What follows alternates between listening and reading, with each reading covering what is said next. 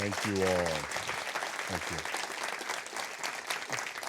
Well, I want to talk to you about a topic that I get to hear a lot, and it's a matter of building wealth. How many of you, if I told you there was a magic button you could press, you would go buy that button? Raise your hand. Okay, guess what? It doesn't exist, all right? There is no easy button. And people call me all the time and they want to be able to just do it real fast. I tell them, go down to Staples, spend $4.99, buy one of those little toy easy buttons, hit it, and realize it doesn't work, and come back and see me and let's get to work. All right? Because building wealth is a process. It's not an event. Everyone thinks it's just something that just occurs overnight.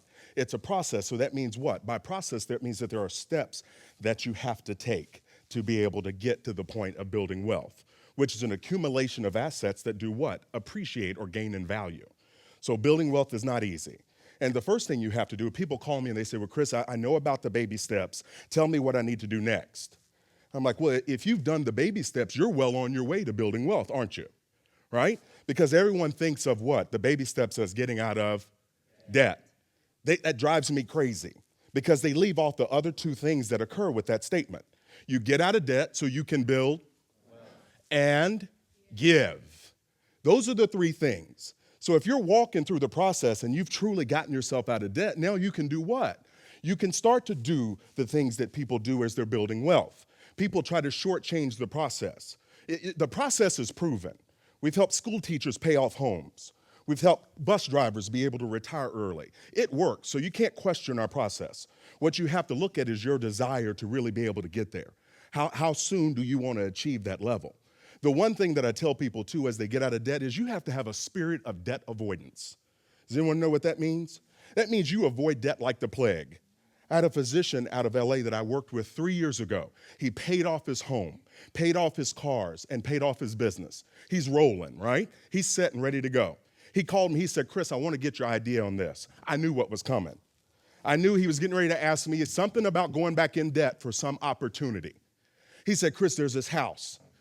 I said, okay, tell me about it. He goes, it's 5.2 million. My home's worth 3. I can sell my home and then take a loan out for 2 million. He said, what do you think?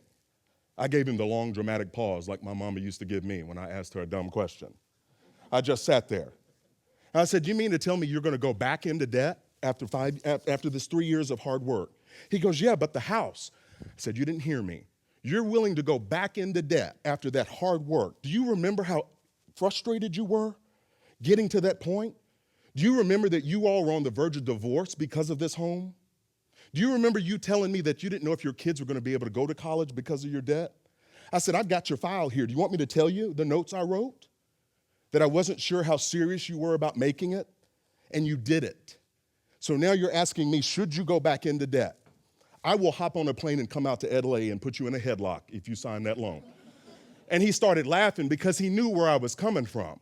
I knew the heartache that they have taken, the sacrifices that they made to get to this point. You don't let any deal or any opportunity take you back into bondage. Absolutely no. I told him, you don't need my permission, but if you want me to give you my answer, if I'm in your shoes, don't you love that phrase? When Dave says that, if I'm in your shoes, because that gives me credence to say really whatever I want. If I'm in your shoes, there's no way I'd close on that house. There's no way. I would save up cash and do remodeling to my existing home, add on to it with cash, and make it everything you want. All you do is eat and sleep in it, right? You can't take it with you. Take a cruise instead. Do some stuff. Enjoy this freedom that you've just earned.